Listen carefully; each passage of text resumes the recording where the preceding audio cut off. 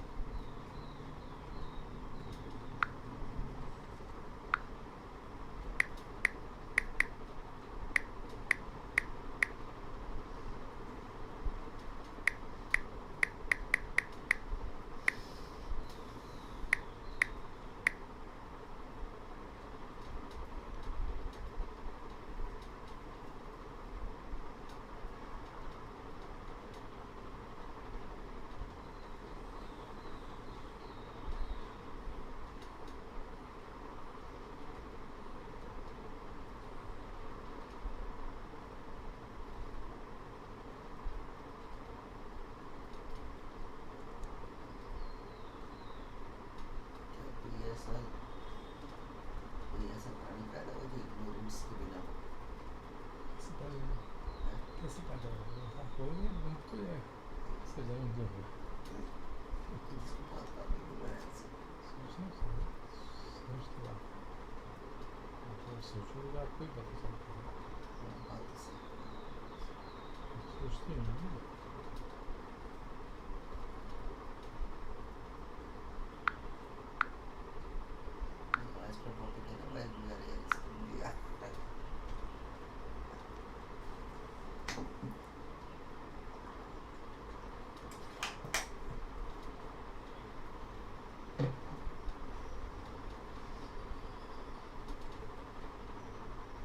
Mahakassapa Bojjhanga Sutta. Namo tassa bhagavato arahato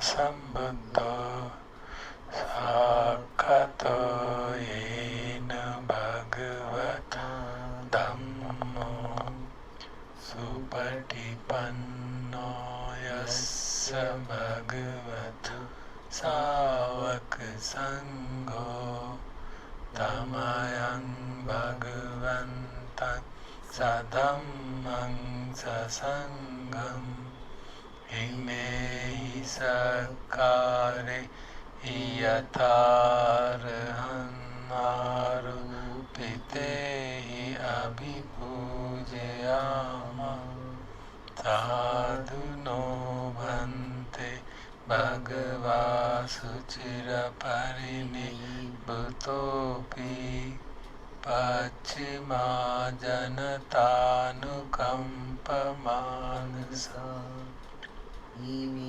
sakare dugatapana karabhute patiganhatu amhakam digaratam hitaya sukhaya Ajahn Sammasambuddho Bhagava Buddhang Bhagavantan Abhivademi Svakato Bhagavata Dhammo Dhammang Namassami Supatipanno Bhagavato Savaka Sangho Sanghang Namami Handmayam Buddhasya Bhagavato Pubbhaganam Karam Karomasi Namo Tassa Bhagavato Arahato Samma Sambuddhassa Namo Tassa Bhagavato Arahato Samma Sambuddhassa Namo Tassa Bhagavato Arahato Samma Sambuddhassa Handmayam Buddhanusatinayam Karomasi Izarto Tam Kopana Bhagavantang Evang Kalyano Kiti Saddho Abhugato Iti Piso Bhagava Arahan Samma Sambuddho Vidyacharana Sampanno Sugato Lokavidu Anuttaro Purisa Dhammasarati Tadeva Manussana Buddho Bhagavati Handmayam Buddha Vigitim Karomasi Buddha Varahanta Varatadi Gunabhiyuto Yoma Vinyana Karuna Isamagatato Bodhesiyo Sujanatang Kamalang Vasuro Vandamiham Tamarana Sirsajinendam Buddhoyo Sabbhapaninam Saranam Khemam Uttamam Pathamanusatittanam Vandamitam Sirenaham Dasmidaso Buddho me sami kissaro Buddhasam niyademi Sariran jivitan Chidam Vandantoham charisami Buddhasya Seva Subodhikam Lakshmi Saranam Anya Buddho me Saranam Varam Etena Satchavajjena Vaddeyam sattu sasane Buddhang me vandamanena Yam punyam pasutam idam Sabbepi antarayam Mae suntasya tejasa Kaina javajitsa Dupasganato centam kalantare samarita buddhe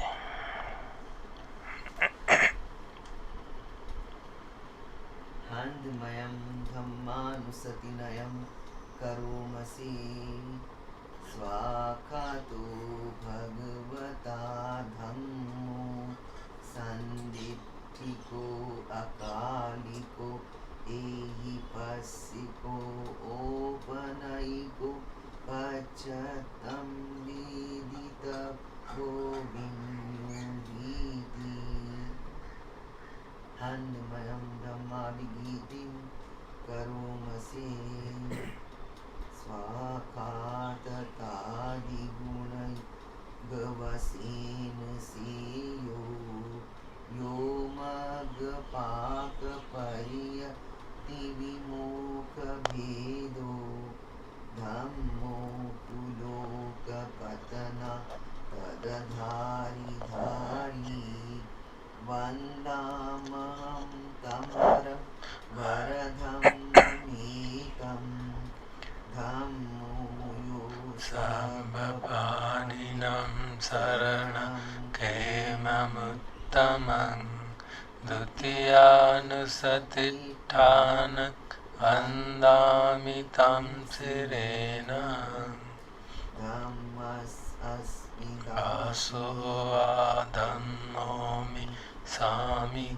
Isaro Dhammasaham niyademi sariran jivitan chedam Vandantoham charissam Dhammaseva sudhammatang Natti me saranang anyang Dhammo me saranang varang Vetena sajja vajjena Vaddeyam sattu sasane Dhammam me vandamanena Yam punyam pasutam eda Sabbepi antarayam Mae suntasya tejasa Kaino javajitsa Kamam pakatamaya Dhammam patiganato centam Karantare samaritam dhamme Handmayam sanghanusatinayam karomasi Supatipanno Bhagavato savaka sangho Bujupatipanno Bhagavato savaka sangho Nyayapatipanno Bhagavato savaka sangho Samici patipanno Bhagavato savaka sangho Yadidang chattari purisa yugani Atta purisa puggala Esa bhagavato savaka sangho Ahuneyo pahune Dakhineyo anjali karaniyo Anuttarang punyaketang lokasati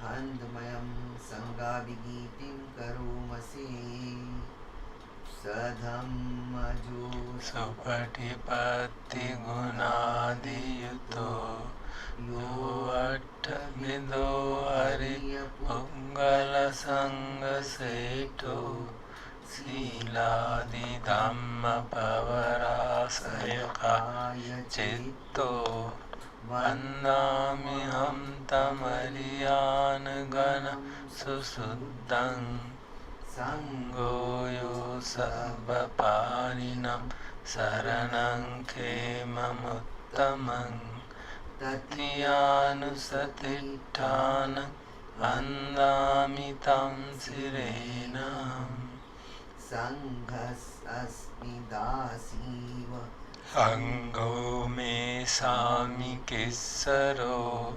Sanghasaham niyademi Sariran jivitan chidam Vandantoham charisami Sanghase patipannatam Natti me saranam anya Sangho me saranam varam Etena sajjavajjena Vaddeyam sattu sasane Sangham me vandamanena Yam punyam pasutam ida Sabbe piyantarayami Mae suntasati jisa Kaino jayajitsa Sanghik kamam pakadamaya Sangho padiganattache Kalantare samvarta Sanghe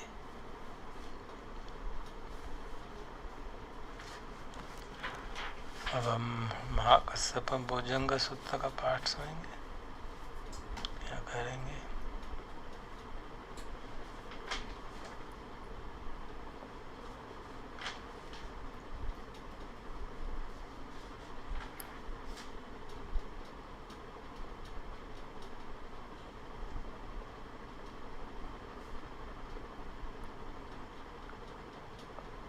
Mahakassapa Bojjhanga Sutta.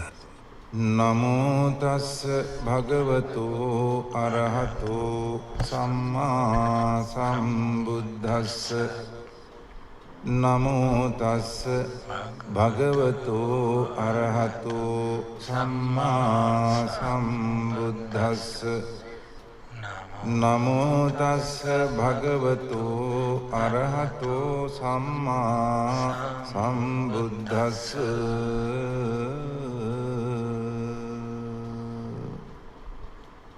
Evaṁ me sutaṁ ekaṁ samayaṁ bhagavā rājagahe viharati veluane kalandaka nivape Tena kopana samayena ayasma mahakassapo pippali guhayam viharati abhadiko dukkito balagilano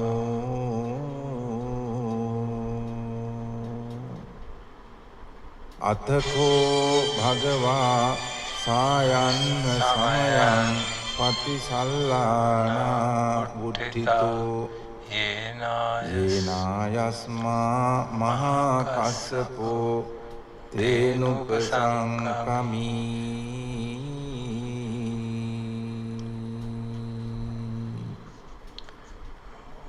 upasangkamitva panyatte asane nisidi nisajjako bhagava Ayasmantang mahakassapang etadvoca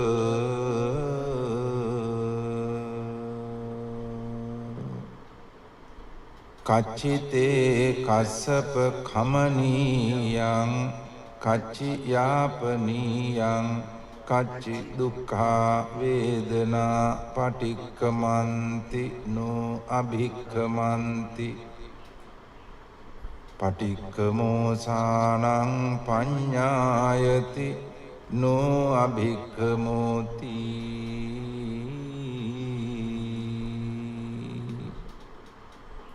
na me bhante khamaniyaṁ na yapaniyaṁ balha me dukkha vedana abhikkamanti no patikkamanti abhikkamo sānaṁ paññāyati no patikkamoti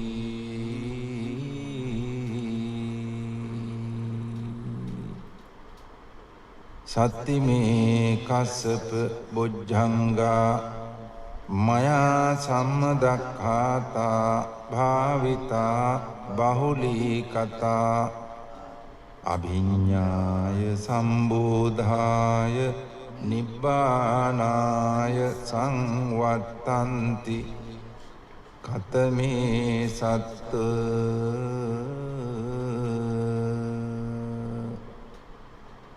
Sati sambojjhango ko Kassapa maya sammadakkhāto bhavito bahulikato Abhiññāya sambodhāya nibbānāya samvattati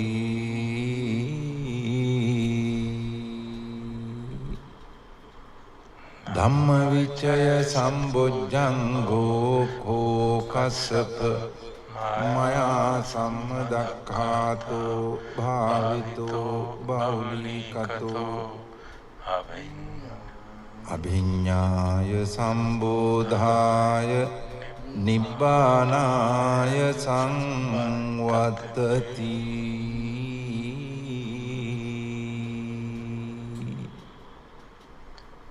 Viriya sambojjhango ko Kassapa maya sammadakkhāto bhavito bahulikato Abhiññāya sambodhāya nibbānāya samvattati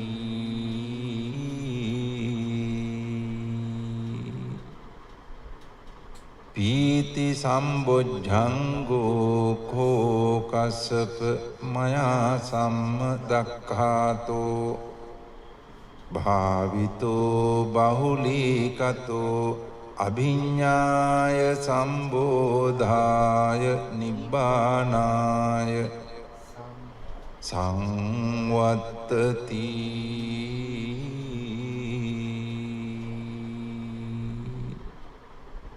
Passaddhi sambojjhango ko Kassapa maya sammadakkhāto bhavito bahulikato Abhiññāya sambodhāya nibbānāya samvattati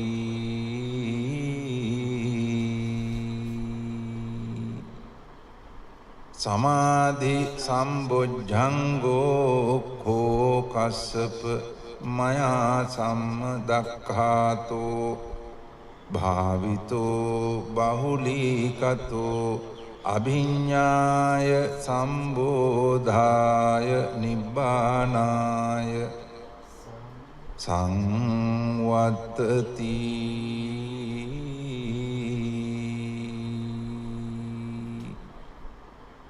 Upekkhā sambojjhango ko Kassapa maya sammadakkhāto bhavito bahulikato Abhiññāya sambodhāya nibbānāya samvattati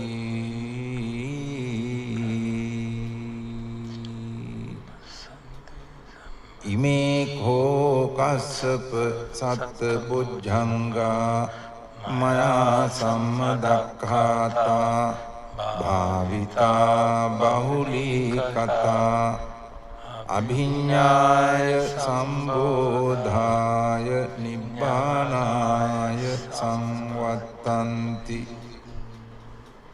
Tagga bhagava bojjhanga Tagga sugata bojjhangāti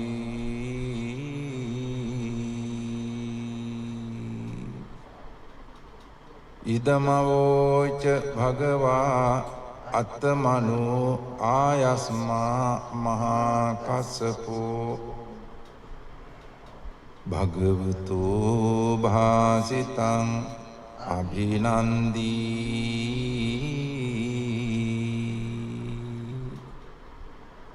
උත්ථාහි ඡායස්මා මහාකස්සපෝ තම්මා ආබාධා තථා පහිනෝ ඡායස්මතෝ මහාකස්සපස්ස සෝ ආබාධෝ අහෝසීති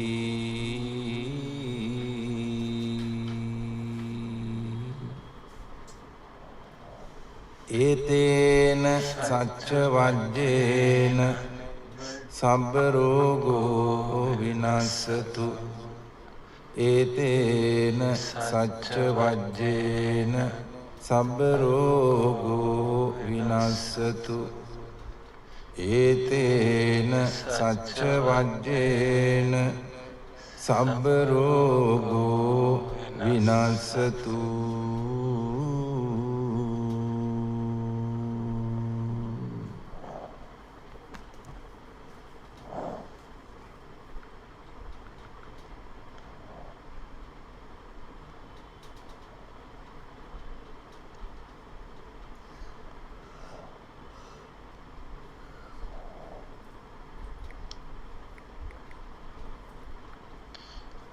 We'll now hear a Dhamma talk by Ajahn Chah, recited by Ajahn Amro.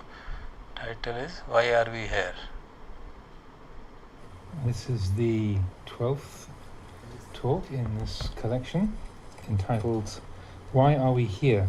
And this was originally published in Living Dhamma and translated by Bruce Evans. Crusoe was the person who originally did the translation, and it was a talk given at Wat Tham Sang Phet, which means the monastery light cave, and it was to a group of visiting lay people, and it was during the Rains Retreat of 1981. So this was very shortly before Ajahn Chah's health broke down. It was during that Vasa, that Rains Retreat, that he fell seriously ill and was taken off to Bangkok, and then his health degenerated steadily over the next few months. So this is one of the very last recorded actual Dhamma talks of Ajahn Chah.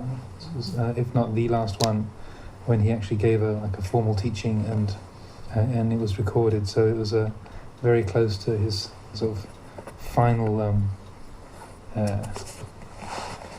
expression of guidance and instruction to people. Why are we here? This Rains Retreat, I don't have much strength. I'm not well. So I've come up to this mountain here to get some fresh air. People come to visit, but I can't really receive them like I used to, because my voice has just about had it. My breath is just about gone. You can count it as a blessing that there is still this body sitting here for you all to see now. This is a blessing in itself. Soon you won't see it. The breath will be finished, the voice will be gone. They will fare in accordance with supporting factors, like all compounded things. The Buddha called it Kaya Vayang, the decline and dissolution of all conditioned phenomena. How do they decline? Consider a lump of ice. Originally, it was simply water. People freeze it, and it becomes ice. But it doesn't take long before it's melted. Take a big lump of ice, say as big as this tape recorder here, and leave it out in the sun. You can see how it declines, much the same as the body. It will gradually disintegrate. After not many hours or minutes, all that's left is a puddle of water. This is called Kaya Vayang, the decline and dissolution of all compounded things. It's been this way for a long time now, ever since the beginning of time. When we are born, we bring this inherent nature into the world with us. We can't avoid it. At birth, we bring old age, sickness and death along with us. So, this is why the Buddha said Kaya Vayang, the decline and dissolution of all compounded things. All of us sitting here in this hall now, monks, novices, laymen, laywomen, are, without exception, lumps of deterioration, quote unquote. Right now, the lump is hard, just like the lump of ice. It starts out as water, becomes ice for a while, and then it melts again. Can you see this decline in yourself? Look at this body. It's aging every day. Hair is aging, nails are aging, everything is aging. You weren't like this before, were you? You were probably much smaller than this. Now you've grown up and matured. From now on, you will decline, following the way of nature. The body declines just like the lump of ice. Soon, just like the lump of ice, it's all gone. All bodies are composed of the four elements of earth, water, wind, and fire. A body is the confluence of earth, water, wind, and fire, which we proceed to call a person. Originally, it's hard to say what you could call it, but now we call it a person, quote unquote. We get infatuated with it, saying it's a male, it's a female, giving it names, Mr., Mrs., and so on, so that we can identify each other more easily. But actually, there isn't anybody there. There's earth, water, wind, and fire. When they come together in this known form, we call the result a person. Now, don't get excited over it. If you really look into it, there isn't anyone there. That which is solid in the body, the flesh, skin, bones, and so on, are called the earth element. Those aspects of the body which are liquid are the water element. The faculty of warmth in the body is the fire element, while the winds coursing through the body are the wind element. At Wat Pah Pong we have a body which is neither male nor female. It's the skeleton hanging in the main hall. Looking at it, you don't get the feeling that it's a man or a woman. People ask each other if it's a man or a woman, and all they can do is look blankly at each other. It's only a skeleton. All the skin and flesh are gone. People are ignorant of these things. Some go to Wat Pah Pong, into the main hall, they see the skeletons and then come running right out again. They can't bear to look. They're afraid of the skeletons. I figure these people have never seen themselves before. Because they're afraid of the skeletons, they don't reflect on the great value of a skeleton. To get to the monastery, they had to ride in a car or walk. If they didn't have bones, how would they be? Would they be able to walk about like that? But they ride their cars to Wat Pah Pong, go in the main hall, see the skeleton, and run straight back out again. They've never seen such a thing before. They're born with it, and yet they've never seen it. It's very fortunate that they have a chance to see it now. Even older people see the skeleton and get scared. What's all the fuss about? This shows that they're not at all in touch with themselves. They don't really know themselves. Maybe they go home and still can't sleep for 3 or 4 days, and yet they're sleeping with a skeleton. They get dressed with it, eat food with it, do everything with it, and yet they're scared of it. This shows how out of touch people are with themselves. How pitiful.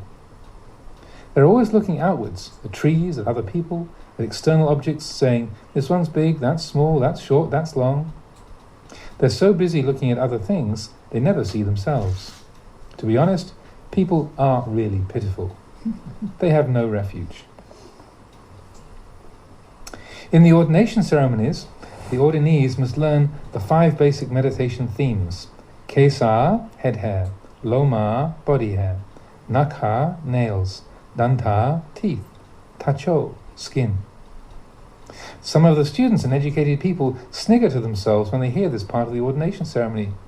What's the Ajahn trying to teach us here? Teaching us about hair? And we've had it for ages.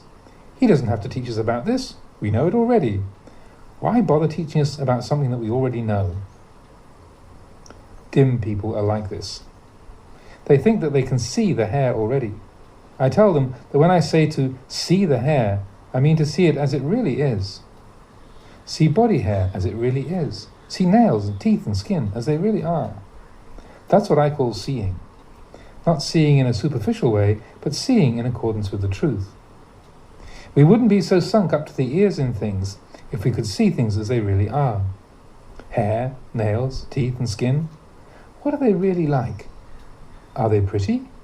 Are they clean? Do they have any real substance? Are they stable? No, there's nothing to them. They're not pretty, but we imagine them to be so. They're not substantial, but we imagine them to be so.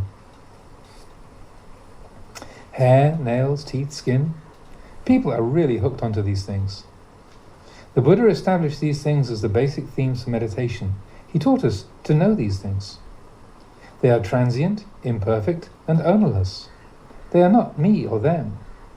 We are born with them and we are born with and deluded by these things. But really, they're foul. Suppose we didn't bathe for a week.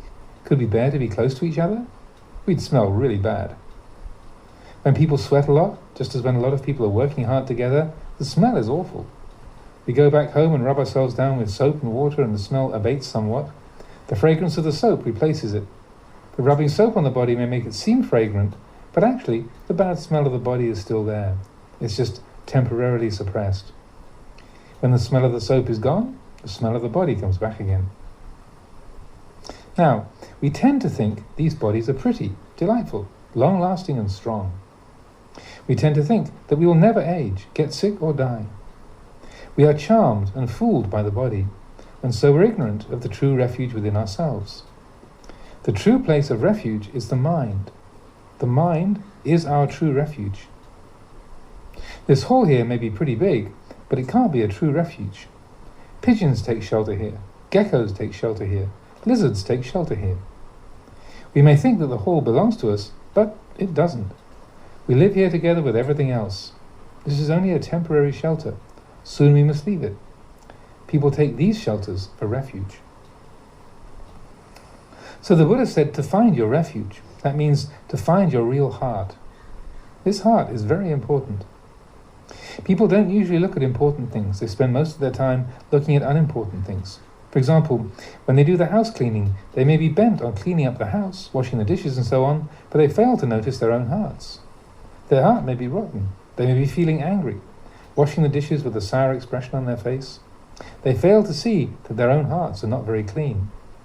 This is what I call taking a temporary shelter for a refuge. They beautify the house and home, but they don't think of beautifying their own hearts. They don't examine suffering. The heart is the important thing. The Buddha taught to find a refuge within your own heart. Attahi atano nato. Make yourself a refuge unto yourself. Who else can be your refuge? The true refuge is the heart, nothing else. You may try to depend on other things, but they aren't a sure thing. You can only really depend on other things if you already have a refuge within yourself. You must have your own refuge first before you can depend on anything else, be it a teacher, family, friends or relatives. So, all of you, both lay people and homeless ones who have come to visit today, please consider this teaching. Ask yourselves, who am I? Why am I here? Ask yourselves, why was I born? Some people don't know. They want to be happy, but the suffering never stops. Rich or poor, young or old, they suffer just the same. It's all suffering. And why? Because they have no wisdom. The poor are unhappy because they don't have enough, and the rich are unhappy because they have too much to look after. In the past, as a young novice, I gave a Dhamma discourse. I talked about the happiness of wealth and possessions, having servants and so on. 100 male servants, 100 female servants, 100 elephants, 100 cows, 100 buffaloes, 100 of everything. The lay people really lapped it up. But can you imagine looking after 100 buffaloes? Or 100 cows? 100 male and female servants? Can you imagine having to look after all of that? Would that be fun? People don't consider this side of things. They have the desire to possess, to have the cows, the buffaloes, the servants, to have hundreds of them. But I say 50 buffaloes would be too much. Just twining the ropes for all those brutes would be too much already. But people don't consider this. They only think of the pleasure of acquiring. They don't consider the trouble involved. If we don't have wisdom, everything around us will be a source of suffering. If we're wise, these things, eyes, ears, nose, tongue, body and mind, will lead us out of suffering. Eyes aren't necessarily good things. If you're in a bad mood, just seeing other people can make you angry and make you lose sleep. Or you can fall in love with others. Love is suffering too, if you don't get what you want. Love and hate are both suffering because of desire. Wanting is suffering. Wanting not to have is suffering. Wanting to acquire things, even if you get them, it's still suffering because you're afraid you'll lose them. There's only suffering. How are you going to live with that? You may have a large, luxurious house, but if your heart isn't good, it never really works out as you expected. Therefore, you should all take a look at yourselves. Why were we born? Do we ever really attain anything in this life? In the countryside here, people start planting rice right from childhood. When they reach 17 or 18, they rush off and get married, afraid they won't have enough time to make their fortunes. They start working from an early age, thinking they'll get rich that way. They plant rice until they're 70 or 80, or even 90 years old. I ask them, from the day you were born, you've been working. Now it's almost time to go. What are you going to take with you? They don't know what to say. All they can say is, beats me. We have a saying in these parts, don't tarry picking berries along the way. Before you know it, night falls. It's just because of this beats me. They're neither here nor there, content with just a beats me, sitting among the branches of the berry tree, gorging themselves with berries. Beats me, beats me. When you're still young, you think that being single is not so good. You feel a bit lonely, so you find a partner to live with. Put two together and there's friction. Living alone is too quiet, but living with others, there's friction. When children are small, the parents think, when they get bigger, we'll be better off. They raise their children, 3, 4, or 5 of them, thinking that when the children are grown up, the burden will be lighter. But when the children grow up, they get even heavier. Like 2 pieces of wood, one big and one small. You throw away the small one and take the bigger one, thinking it'll be lighter, but of course, it's not. When children are small, they don't bother you very much. Just a ball of rice and a banana now and then.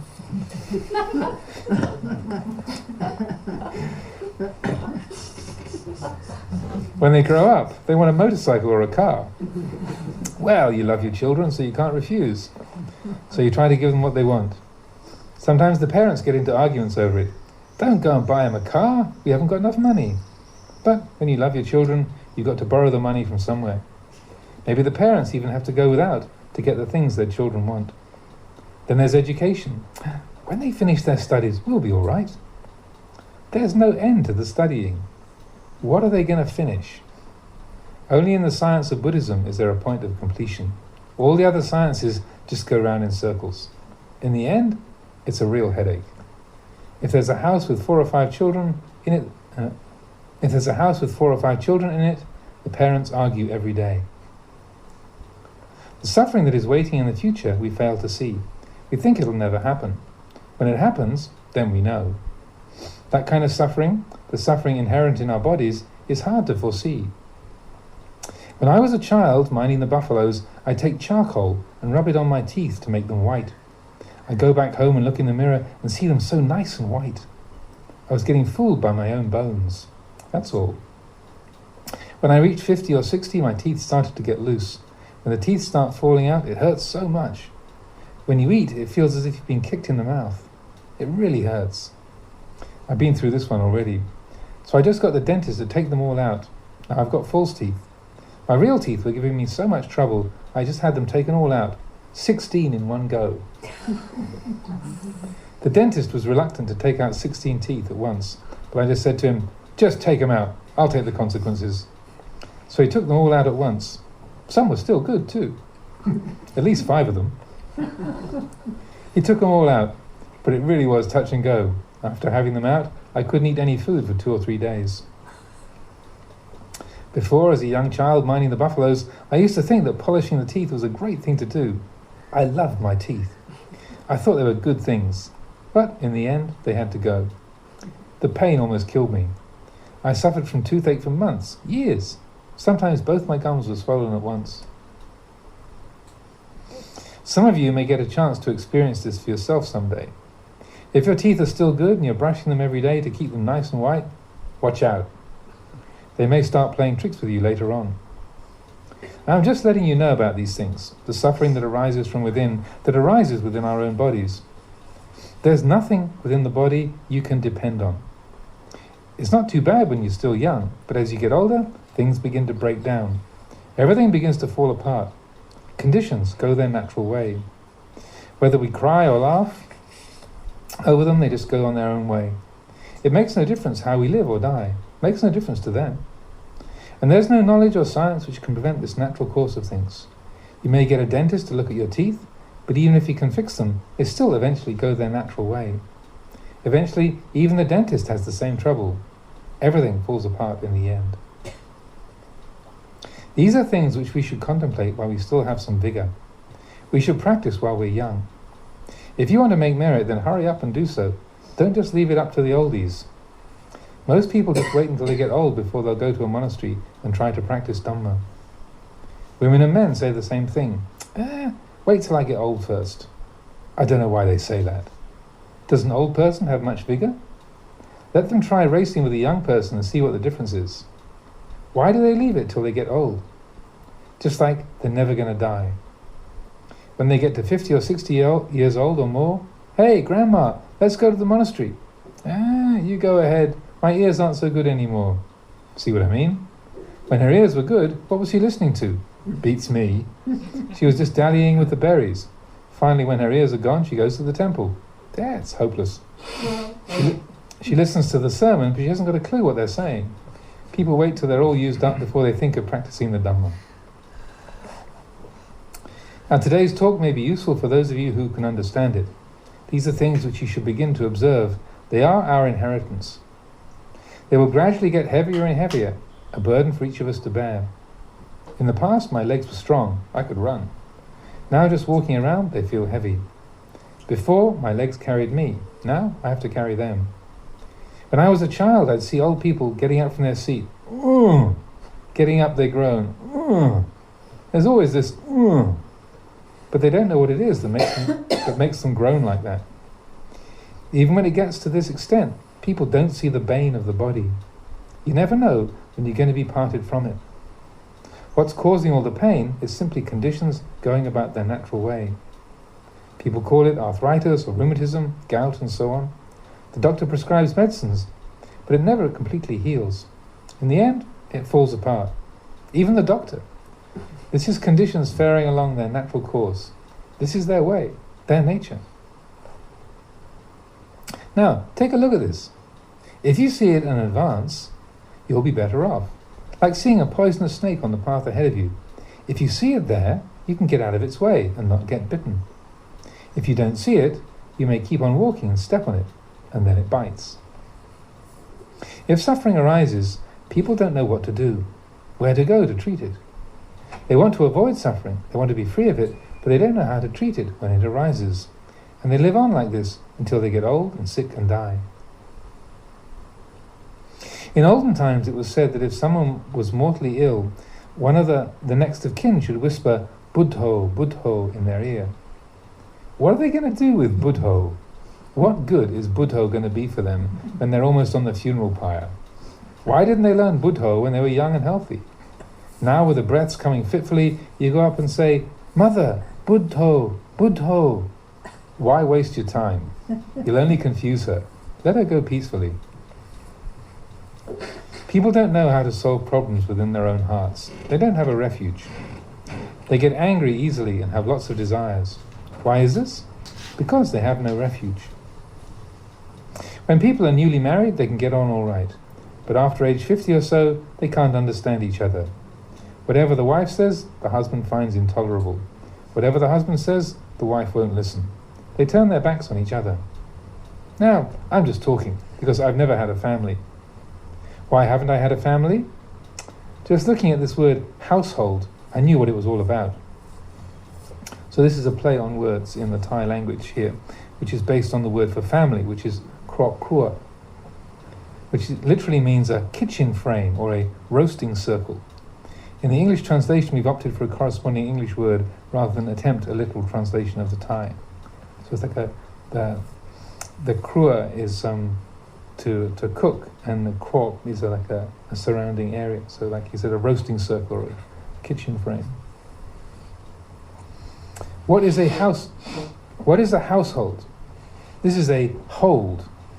If somebody were to get some rope and tie us up while we were sitting here, what would that be like? That's called being held. Whatever that's like, being held is like that. There is a circle of confinement. The man lives within his circle of confinement, and the woman lives within her circle of confinement. When I read this word, household, this is a heavy one. This word is no trifling matter. It's a real killer. The word hold is a symbol of suffering. You can't go anywhere. You've got to stay within your circle of confinement. Now we come to the word house. This means that which hassles. Have you ever toasted chilies? The whole house chokes and sneezes. This word household spells confusion. It's not worth the trouble.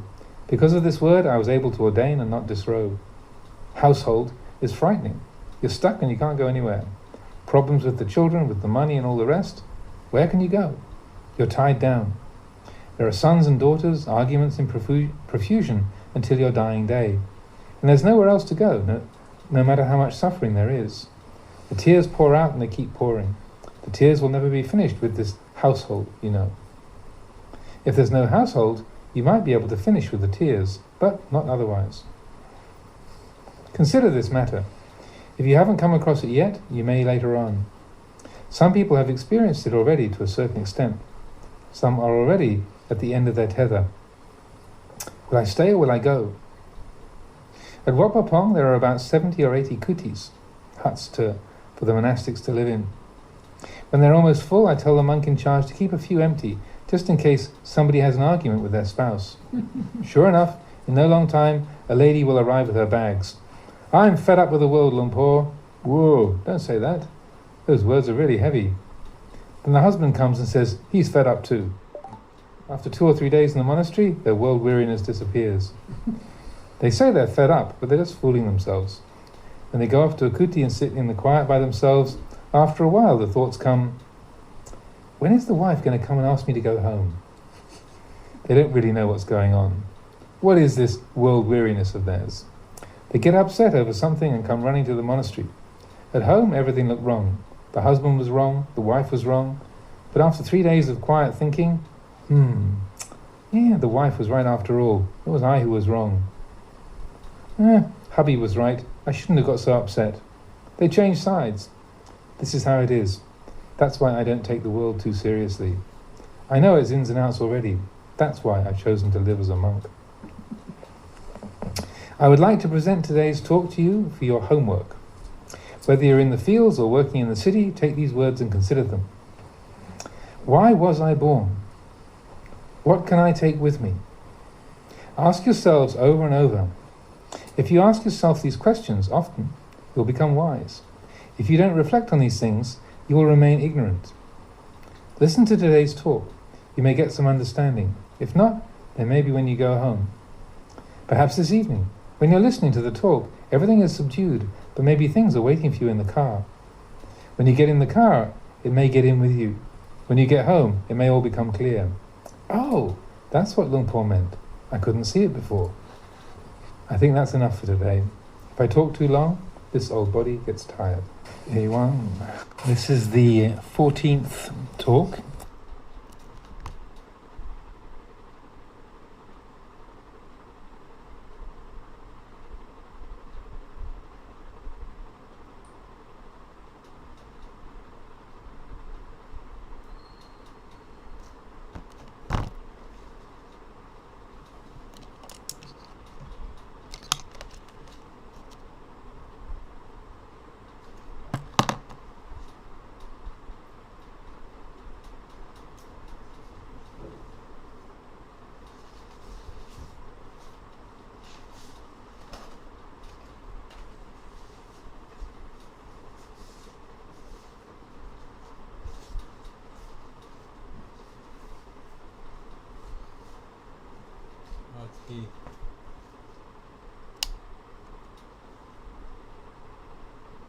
आज की देशना का हिंदी अनुवाद करते हैं। आज का talk का टाइटल था वाई हम यहाँ पे क्यों हैं, वाई आर वी हियर, संसार में क्यों मैं यहाँ। तो ये टॉक 1981 में दी गई जब अजान काफ़ी बीमार थे और उसके कुछ महीनों बाद ही वो स्ट्रोक हो गया था उनको, फिर वो बोले नहीं थे, इसलिए शायद अजान अमरो कह रहे थे ये इनकी आखिरी कुछ टॉक्स में से होगी। तो उन्होंने शुरू किया है कह के कि मेरी सेहत ठीक नहीं है, मैं इसलिए यहाँ पहाड़ पे आया हूँ, सांस मेरा जा रहा है करीब करीब, तो ये एक आशीर्वाद ही समझना चाहिए कि मैं अभी यहीं हूँ, शीघ्र ही शरीर चला जाएगा। भगवान ने कहा है खाया वयं, तो शरीर जो है धीरे धीरे डिज़ॉल्व हो रहा है। वो कैसे डिज़ॉल्व हो रहा है, जैसे कि एक बर्फ़ का टुल्ला हो, धूप में रखें, धीरे धीरे बर्फ़ पिघलती जाती है, पानी बन जाता है, तो भी इसी को भी क्षय वयम कहते हैं। और एक्चुअली ये प्रोसेस तो पैदा होते ही शुरू हो जाती है। जैसे ही हम पैदा होते हैं अपने साथ हम जरा मृत्यु साथ लेके आते हैं, और पैदा होते हुए डिटेरियोरेशन का काम शुरू हो जाता है। शरीर जो है प्रतिक्षण बदलता रहता है, और नीचे कुछ समय तक के बाद नीचे की दिशा में ही, क्षय वय की दिशा में ही, समाप्ति की दिशा में ही चलता है। बचपन में तुम बहुत छोटे थे, कुछ समय तक बड़े हुए, और उसके बाद अब वो डिक्लाइन ही होगा। ये शरीर जो है हमको समझना चाहिए कि ये 4 धातुओं का ही पुंज है, और हम उससे इतना चिपकते रहते हैं, उसको नाम देते रहते हैं, मिस्टर दिस, मिसेस दिस। वास्तव में वहाँ कोई है नहीं, केवल 4 धातुओं का पुंज जो इधर उधर बदलती रहती हैं। जो हमारा मांस है वो पृथ्वी धातु है, जो तरल पदार्थ हैं वो आपो धातु हैं, जो गर्मी है, उष्मा है, वो अग्नि धातु है, जो विंड्स शरीर के अंदर चलती हैं वो वायु धातु हैं। बस इसी सब का सारा संसार बना हुआ है, रूप सारा इसी से बना हुआ है। पर उन्होंने बताया हमारे मोनेस्ट्री के हॉल में एक स्केलेटन रखा हुआ है। लोग सोचते रहते हैं ये आदमी का है कि औरत का है, उसमें स्किन है नहीं, फ्लैश नहीं है। और कई लोग तो स्केलेटन देख के घबरा जाते हैं और देखते ही भाग जाते हैं हॉल से। वो समझते नहीं है कि स्केलेटन के साथ वो हमेशा रहते हैं और कितना उस महत्वपूर्ण है। आप गाड़ी में आए, बैठे, कैसे बैठे, स्केलेटन नहीं हुआ तो कैसे बैठोगे। और हॉल में आए और देखा स्केलेटन और भाग गए। तो इस लोग सोचते ही नहीं है कि क्या कर रहे हैं। वो स्केलेटन के साथ ही पैदा हुए हैं और सारा जीवन स्केलेटन के साथ ही रहेंगे। हर रात स्केलेटन के साथ ही सोते हैं और फिर भी डरते हैं। कितना ये सत्य से दूर हो गए हम लोग।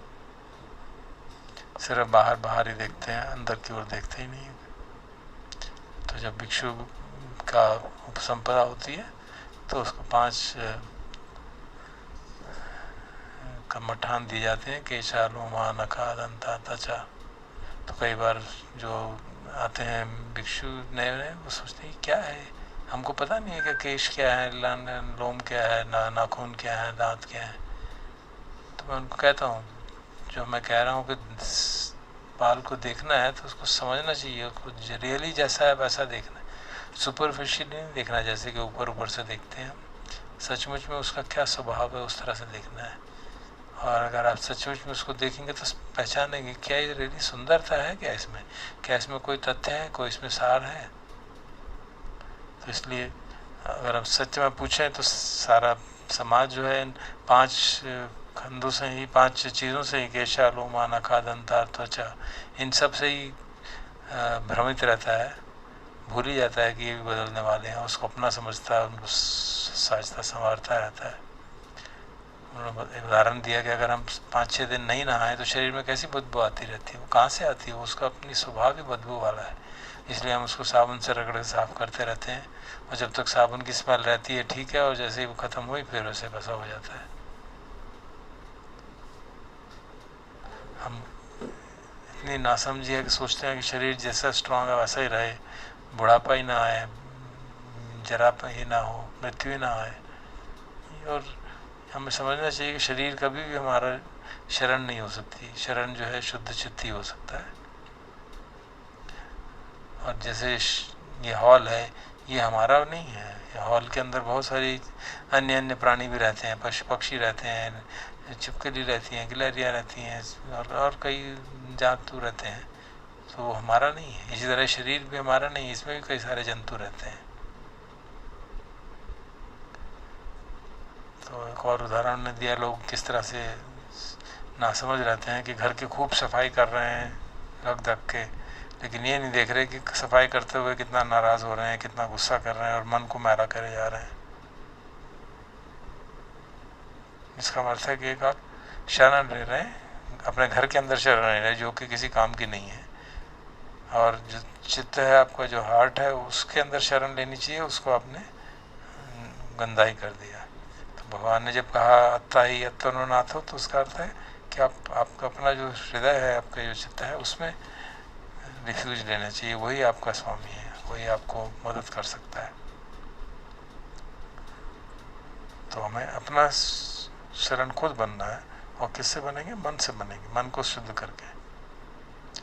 तो फिर आचार्य ने कहा कि मेरा सुझाव है कि आप ये बात को बार बार चिंतन किया करो, मैं हूँ कौन, मैं कब कहाँ पैदा हुआ, क्यों मैं यहाँ आ गया। वस्तु स्थिति ये है। वो जान फिर आगे कहने लगे कि जो गरीब हैं वो भी दुखी हैं क्योंकि उनके पास काफ़ी नहीं है, और अमीर हैं वो भी दुखी हैं क्योंकि उनके पास इतना सारा है कि वो उसको संभालने में उनको कष्ट हो जाता है।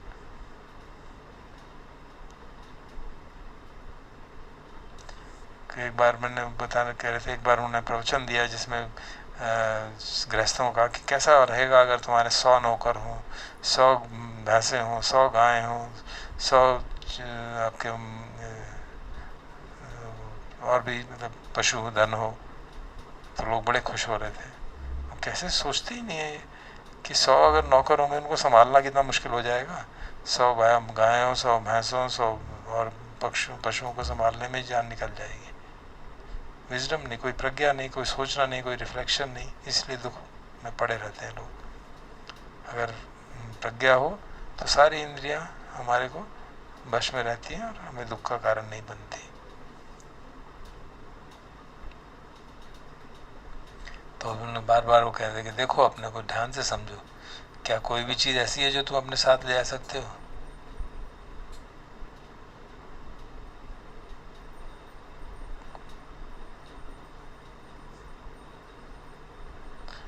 और हम यहाँ पैदा क्यों हुए हैं? फिर वही बात उन्होंने कही बार बार।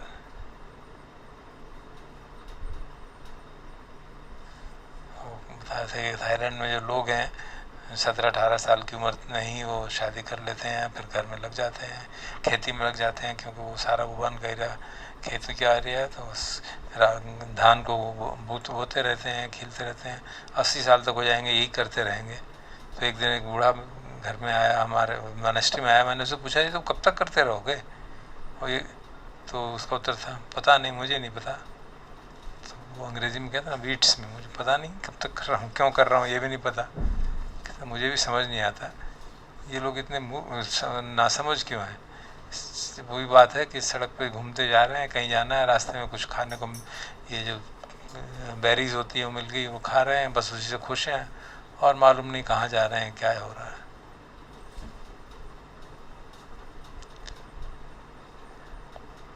कई लोग आओ आ रहे हैं,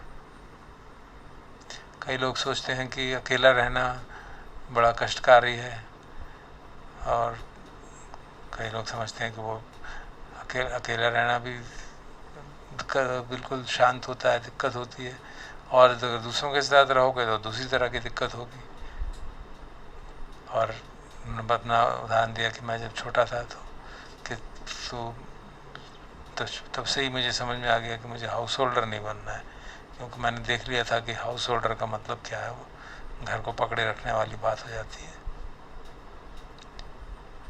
अब जो गृहस्थों की बात करते हैं वो अलग बताने लगे कि जब बच्चे छोटे होते हैं वो सोचते हैं जब बड़े हो जाएंगे तो हमको ज़्यादा परेशान नहीं करेंगे, और बड़े हो जाते हैं तो फिर वो पता नहीं क्या क्या परेशानियाँ खड़ी होती हैं। छोटे बच्चों को तो थोड़ा चावल दे दो, केला दे दो, चुप हो जाएंगे। बड़ा बच्चा तो मोटरसाइकिल मांगेगा, कार मांगेगा, फिर वो माता पिता के पास नहीं होगा तो कर्जा लेना पड़ेगा, पढ़ाई के लिए कर्जा लेना पड़ेगा, कभी पढ़ाई समाप्ति नहीं होती है। तो ऐसे घरों में देखा है जिन घरों में 4-5 बच्चे हो, माता पिता रोज़ ही झगड़ा करते रहते हैं क्योंकि पता ही नहीं क्या करना है, कैसे करना है, और भविष्य में दुख की बात है कि दुख आ रहा है और भविष्य में बनता जा रहा है, वो उसके बस चिंतन ही नहीं होता। फिर उन्होंने अपने बारे में बताया कि जब छोटा था तो मैं दांतों का बहुत ख्याल रखता था, चारकोल से पॉलिश करता था, चमकाता था उनको, और लेकिन जब 50-60 साल का हुआ तो दांत गिरने लगे, बड़ी परेशानी होने लगी। तो एक बार मैं डेंटिस्ट के पास गया और मैंने कहा कि मेरे जितने दांत हैं सारे के सारे एक बार निकाल दो। तो पहले तो डेंटिस्ट बड़ा मान नहीं रहा था कि इतने 16 दांत एक साथ कैसे निकालूं। तो उन्होंने कहा कि मैंने डेंटिस्ट को बस कहा तुमसे सारे निकाल दो, तो उसने एक एक करके 16 दांत इकट्ठे ही निकाल दिए। तो फिर मैं कई दिन तक खाना नहीं खा पाया, और मुझे ख्याल था कि बचपन में मैं कितना ख्याल रखता था उनका, और बड़े होके कैसे दांतों ने मुझे दुख दिया और किस तरह से जो जाड़ है, जबड़ा है, उसमें परेशानी, दाढ़ों में परेशानी। अभी तो आप लोग सब दांतों को ब्रश करके बहुत प्रसन्न होते हो, ख्याल रखो, बूढ़े होगे तो उस बात का ख्याल रखना।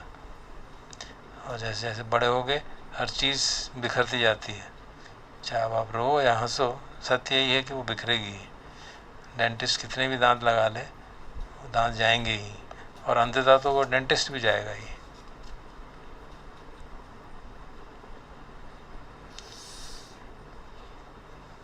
कई बार जब बूढ़े लोग साइकिलन की बता रहे थे, लोग सोचते हैं कि जब हम बूढ़े हो जाएंगे तो मॉनेस्ट्री जाएंगे, अभी तो हम घरों में बहुत बिजी हैं।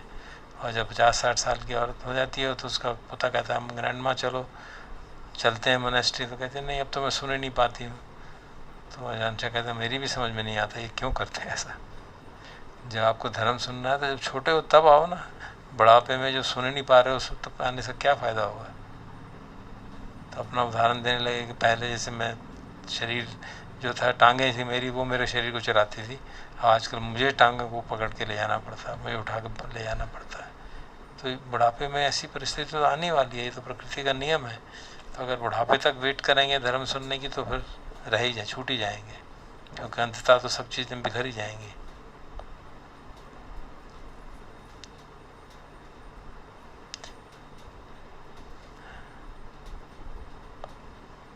अगर बहुत शुरू में यंग एज में ही धर्म को साथ समझ लेते हैं तो बहुत अच्छा रहता है। वो ऐसा ही है जैसे कि एक जहरीले सांप को देखना, अगर आपने पहले ही देख लिया ध्यान से तो उससे बच सकते हैं। बुढ़ापे में जब नज़र कम हो जाएगी तो पता ही नहीं चलेगा कि कब आ गया वो और कब काट गया।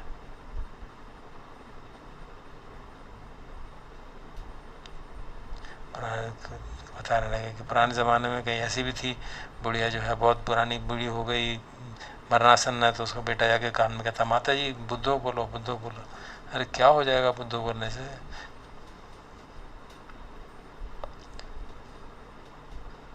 इतनी तृष्णाएं, इतनी आशाएं रखी हुई हैं, कोई शरण कैसे धर्म की लेंगे। तो फिर वो यंग लोगों के लिए कहा कि आप लोग शादी होती है 1-2 साल तो अच्छे चलते हैं, बाद में फिर धीरे धीरे ऐसी परिस्थिति आ जाती है कि एक दूसरे को देखना भी नहीं चाहते। तो बताने लगे कि मैं तो बचपन से ही, मुझे ये हाउस होल्डर शब्द का मतलब ही ख़तरनाक लगता था, तो इसलिए मैं बच गया इस चक्कर में पड़ने से कि मुझे घर को पकड़ना नहीं है। और मैंने देखा कि घर के अंदर रहने की कितनी परेशानियाँ हैं, कितने आपको काम करने पड़ते हैं बच्चों के लिए, पैसों के लिए, झगड़े, निरंतरता से रोना ही धोना। वहाँ पे तो रोना धोना बंद होने की कोई संभावना नहीं है, भिक्षु बनोगे तो शायद कुछ संभावना है। फिर एक और उदाहरण दिया कि हमारे यहाँ 70-80 कुटियाँ हैं, तो मैं हमेशा अपने साथ भिक्षुओं को कहता था 2-3 कुटियाँ हमेशा खाली रखा करो, कोई ना कोई हस्बैंड वाइफ अभी आएंगे लड़के और इधर आ जाएंगे। तो ऐसा ही होता था कि एक बार एक वाइफ आ गई, पहले एक बुढ़िया एक औरत आ गई, मैं तंग आ चुकी हूँ पति से, मैं जस्ट अब भिक्षु नहीं बनूँगी मैं तो चल जाके कम एक कुटिया में रह गई। और एक अगले दिन उसका हस्बैंड भी आ गया, मैं फेडअप हो गया हूँ, मैं भी जा रहा हूँ, तो मैं भी भिक्षु बनूँगा। वो बैठे 1-2 दिन वहाँ रहे तो फिर विचार करने लगे, तो लगा नहीं गलती तो मेरी थी, पत्नी ठीक है। पत्नी को लगा गलती तो मेरी थी, पति ठीक है, और फिर आपस में मिल गए और वापस चले गए। तो जो इनका डिसएंचेंटमेंट है, निब्बिदा है, वो इतना ही 2-3 दिन का ही रहता है।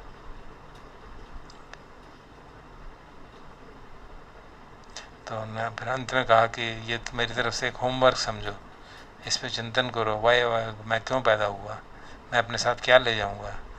अगर आप इस तरह के विचार नहीं करेंगे तो धर्म के सुनने का लाभ नहीं होगा।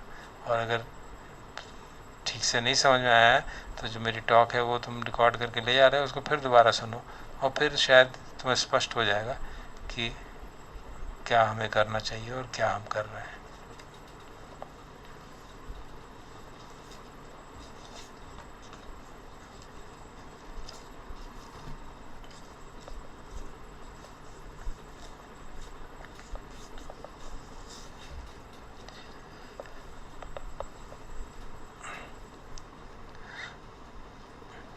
पाँच 7 मिनट अभी हैं, ध्यान कर लेते हैं थोड़ा, उसके बाद फिर धम्मानुस्ति करेंगे।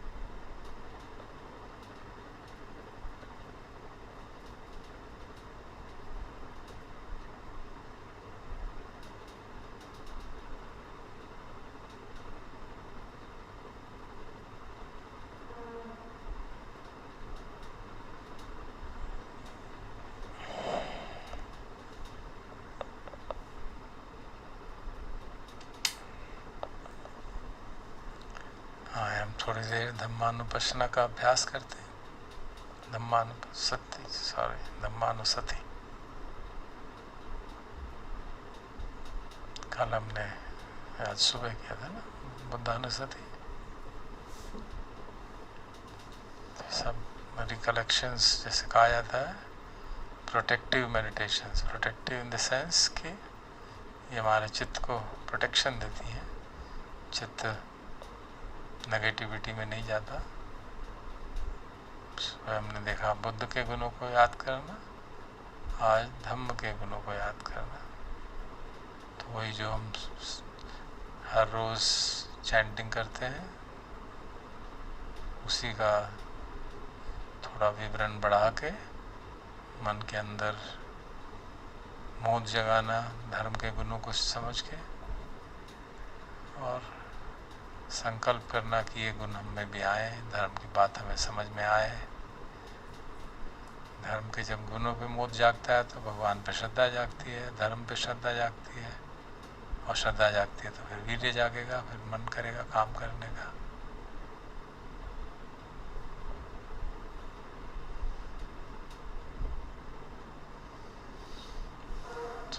स्टैंडर्ड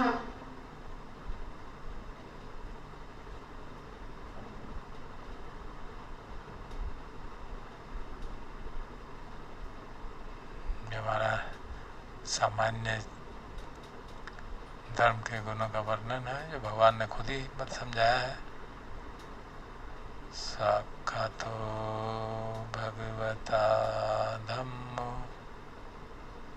तो भगवान का दिया हुआ धर्म जो है साक्षात है, बहुत भली प्रकार से समझाया गया है। तो भली प्रकार से समझाया गया है तो हमको मालूम होना चाहिए कि कौन सी चीज़ हमको भली प्रकार से लगती है, क्योंकि भगवान ने तो इतने प्रवचन दिए हैं, इतनी तरह से समझाया है, तो हर एक को अपनी अपनी तरह से अलग अलग चीज़ें लगती हैं। हाँ देखो कितना स्पष्ट है, ये देखो कितना स्पष्ट है। तो जो भी जिसको पसंद आए उसको याद कर सकते हैं और मन में मोद जगा सकते हैं। उदाहरण के तौर पे जैसे एक गाथा है हम दंपत में आती है, सब पापस्य करणम कुशलस्य कुसंपदा सच्चित्तोपर्यवदपनम एतन बुद्धानुशासनम। स्पष्ट बात है, पाप कार्यों से बचना, कुशल कर्मों की संपदा को इकट्ठा करना, चित्त को साफ करना, यही सभी बुद्धों की शिक्षा है।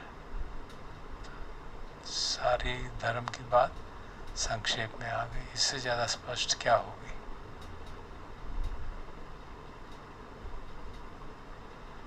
या चार आर्य सत्यों को ले लीजिए, जैसे रोगी के इलाज के लिए आज कहा जाता है, आजकल भी यही होता है कि पहले देख लो भाई, रोग को समझ लो कौन सा रोग है, फिर उसका कारण समझो, फिर देखो उसका निवारण संभल है तो करो, तो फिर दुख से मुक्ति हो जाएगी। तो बिल्कुल यही तरीका जैसे रोग का करा जाता है, उसे भगवान ने दुख से मुक्ति के लिए, दुख भी एक तरह का रोग है, मानसिक रोग समझ सकते हैं, तो उसको समझें कि उस दुख है, दुख के साथ तो ये परेशानी है कि कई बार हमें पता ही नहीं चलता कि ये दुख है, हम उसको सुख समझ बैठते हैं। तो उसको समझें कि क्या है दुख, फिर जाने कि दुख का क्या कारण है, फिर उसको त्याग करें और दुख के निरोध का अनुभव करें।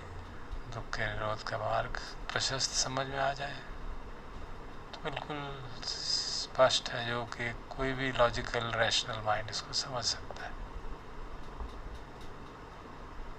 या एक और इससे भी संक्षेप में, जैसे देवराज इंद्र आए उनके पास शक्का, भगवान संक्षेप में बता दीजिए क्योंकि मैं बहुत बिजी रहता हूँ, बहुत काम है।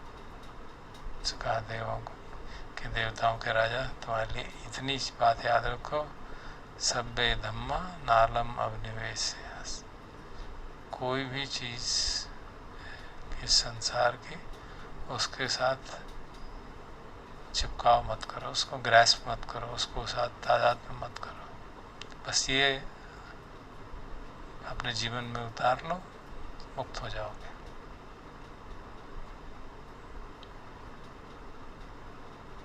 इस प्रकार हम समझते हैं कि जब ये कहते हैं स्वाख्यातो भगवता धम्म, तो हाँ सचमुच में स्वाख्यात है, बिल्कुल कहा गया। देखो इससे और स्पष्ट क्या कहा जाएगा। संदिष्टिको सांदृष्टिक है, अभी अपरेंट हेयर एंड नाउ, यहीं दिख रहा है, यहीं मालूम पड़ता है।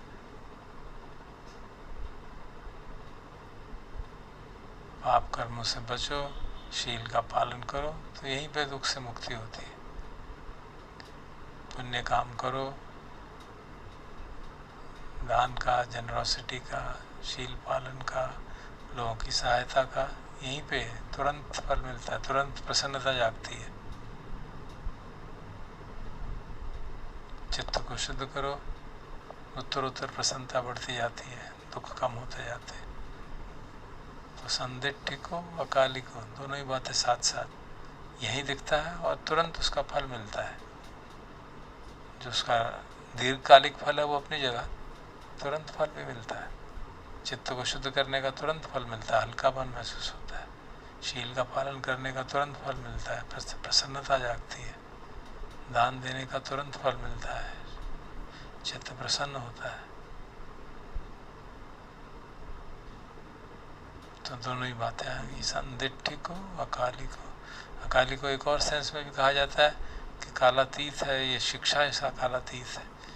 ये बातें आज से 2500 साल वर्ष भी पूर्व वैलिड थी, आज भी वैलिड हैं, और आज के हज़ारों वर्ष बाद भी ये बातें वैलिड रहेंगी कि हमको चित्त को साफ करना है, पाप कर्मों से बचना है, पुण्य कर्म करने हैं। और पाप और पुण्य की व्याख्या भी एकदम स्पष्ट, जिसको करने से मुझे या दूसरे को दुख हो वो पुण्य पाप, जिसको करने से मुझे और दूसरे को सुख हो वो पुण्य। कोई बड़ी भारी मेटाफिजिकल थ्योरी, कोई बड़ा विवेचन नहीं, उसके पीछे स्पष्ट है। शील का पालन करते जो भी काम होंगे वो अच्छे ही होंगे, अकुशल कर्म होंगे। शील तोड़ेंगे तो अकुशल कर्म होंगे, दान करेंगे तो कुशल कर्म है, कंजूसी करेंगे तो अकुशल कर्म है। तो स्पष्ट होता है, अपने अनुभव पे आता है। तो उस सेंस में भी कि ये बातें आज से पूर्व में भी वैलिड थी और भविष्य में भी वैलिड होंगी। तो उस सेंस में भी अकाली को ये ही पस्सी को वो इन्वाइट करता है धर्म हमें कि आओ देखो। जैसे जैसे श्रद्धा बढ़ती है, वीर्य जागता है, काम करने का मन करता है, और मन करता है, सती जागती है तो और मन को प्रशब्दि मिलती है, प्रशब्दि का अनुभव होता है तो और मन करता है काम करने को, चित्त शांत होता है। प्रीति जागती है और मन करता है, प्रीति के बाद प्रशब्दि जागती है। तो जैसे जैसे हम चित्त को शुद्ध करते जाते हैं, उत्तरोत्तर मन की स्पष्टता के कारण, धर्म के श्रद्धा के बल के कारण धीरे धीरे धीरे धीरे चित्त शुद्ध की ओर बढ़ता है, और बार बार हमारा मन करता है और करें और करें। तो उसे कहा यही पस्सी को आओ और देखो, यार इन्वेस्टिगेट करो, खुद चेक करो, खुद वेरीफाई करो। औपनिहिको का अलग अलग तरह से व्याख्या करते हैं कई लोग। एक बात तो बेसिक है कि लीडिंग इनवर्ड्स, हम अंदर की ओर ले जाता है, भीतर की ओर, क्योंकि सारा जीवन हम बाहर सारी इंद्रियां हमारी बाहरमुखी हैं, तो बाहर की चीज़ें देखते रहते हैं। तो धर्म हमको अंतर्मुखी करता है। जैसे हम अभ्यास कर रहे हैं सुबह इतने दिनों से सतीपट्ठान का, तो हमको अंतर्मुखी करता है।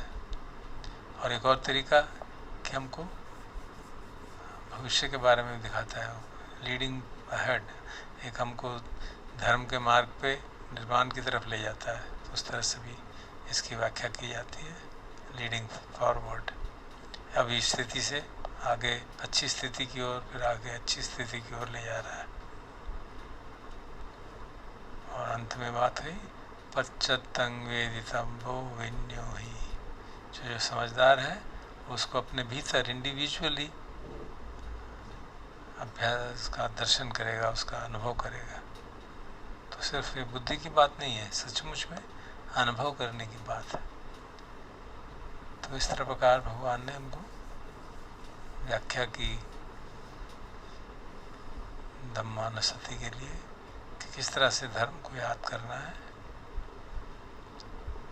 तो इस व्याख्या के आधार पे हम थोड़ा चिंतन कर सकते हैं बैठ के, और शरीर में इसके जो मन में मोद जागता है, प्रसन्नता जागती है, संतोष जाता है, उसके आधार पे जो शरीर पे वेदनाएं सुखद या सूक्ष्म होती हैं उनको देख के मन को और शांति का अनुभव, प्रसन्नता के अनुभव थोड़े समय के लिए होने देते हैं, और अपने मन में इसको फिर दोहरा सकते हैं।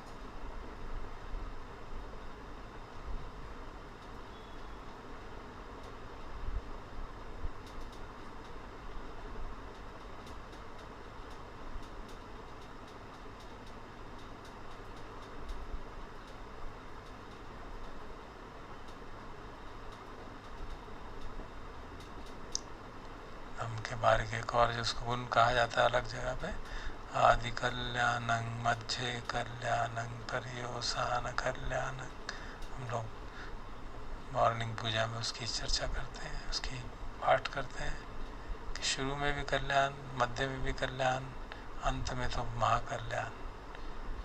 शील का अभ्यास करें तो कल्याण, समाधि का अभ्यास करें तो कल्याण, और प्रज्ञा जाग जाए तो परम कल्याण। उस सेंस में भी इसको धर्म के गुणों को याद किया जाता है। धम्मो लोक पतना तद धारी धारी, इसको धारण करने से जो नीचे के लोक हैं उसमें जाने का मार्ग रोकता है, हमको रोकता है उस तरफ जाने से। तो बहुत बड़ी बात, जितना धर्म को धारण करते हैं उतना हम नीचे के लोकों में जाने से बचते हैं।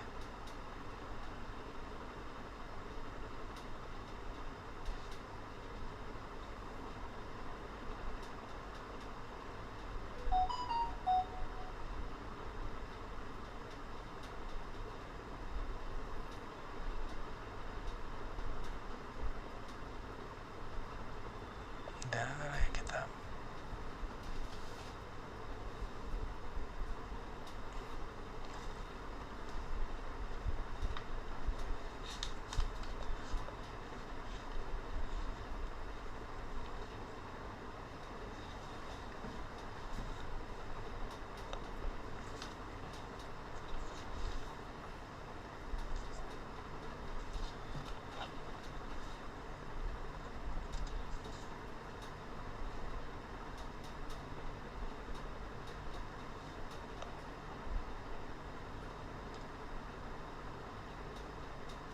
जैसे हम मॉर्निंग चैंटिंग में कहते हैं, धम्मोपदीपो वियतस्य सत्तुनो यो मग्ग पाका मत भेद भिन्न को लोकुत्तरो यो च तदत्थ दीपनो। तो ये जो हमारे शास्त्र हैं उनका धर्म जो है दीप की भांति है, प्रदीप की भांति है, जो कि मार्ग और उसके लोकोत्तर अमृत फल को प्रकाशित करता है। धर्म की गुण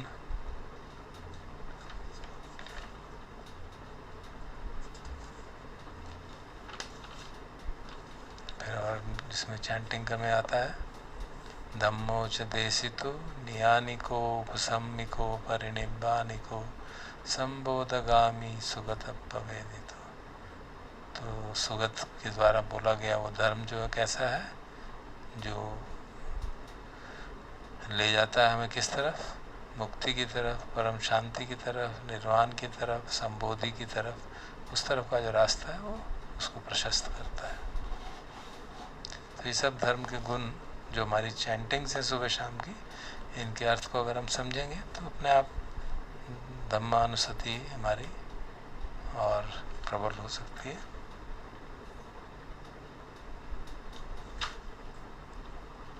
इसी तरह शाम की उसमें भी आती हैं बातें।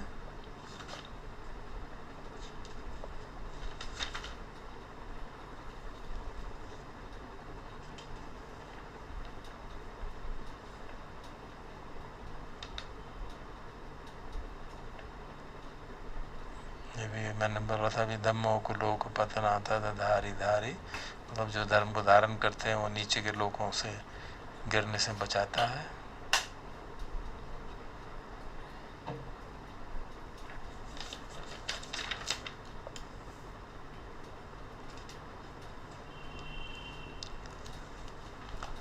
तो ये सब बातें जो चैंटिंग में हैं और जो हम इस समय याद कर रहे हैं, वो अपने मन में कॉन्फिडेंस देने के लिए, श्रद्धा बढ़ाने के लिए, विश्वास बढ़ाने के लिए, और क्योंकि हम लोगों ने साधना की करके इसके फलों को थोड़ा थोड़ा चेस्ट तो किया है, तो कॉन्फिडेंस बढ़ता है। सो जब विषम परिस्थिति आती हैं, जैसे आजकल इतनी विषम परिस्थिति है, तो इस तरह की साधना जो है, अनुसतियाँ बहुत महत्वपूर्ण, बहुत लाभदायक, क्योंकि उससे जो मन डिप्रेशन में जाने की परेशान की तरफ झुकता है, वो उसको ऊपर ऊर्ध्वगामी कर देता है, ऊपर की तरफ, शुद्ध चित्त की तरफ, चित्त की प्रसन्नता की तरफ ले जाता है। बहुत आवश्यक है। तो इसलिए जो अनुसतियाँ हैं बहुत ही प्रभावकारी हैं।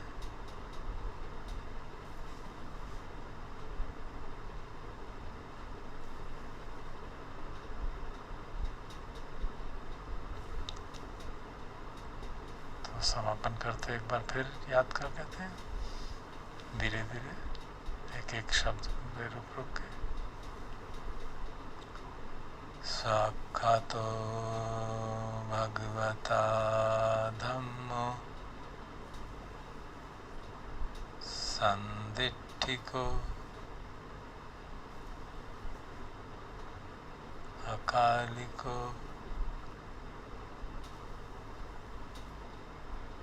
एहिपस्सिको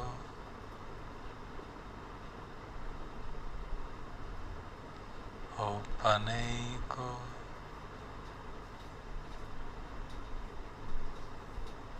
पश्चातं वेदितव्यो विඤ्ඤुहीते।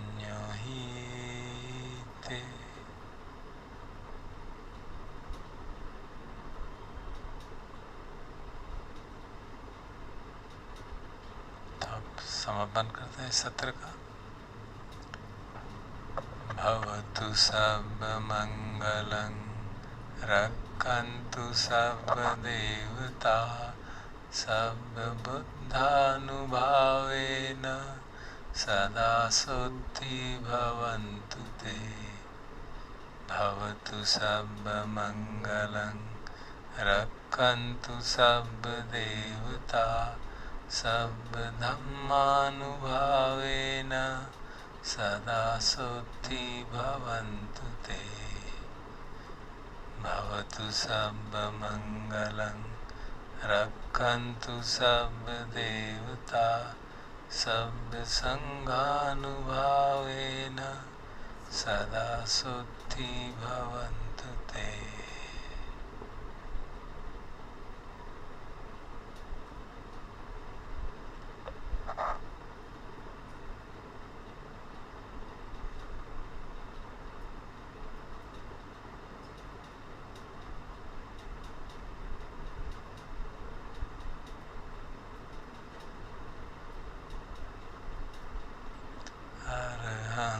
सम्मा सम्बुद्धो भगवा बुद्धं भगवन्तं अभिवादेमि। साक्षातो भगवता धम्मो धम्मं नमस्सामि। सुपटिपन्नो भगवतो सावक संघो संघं नमामि।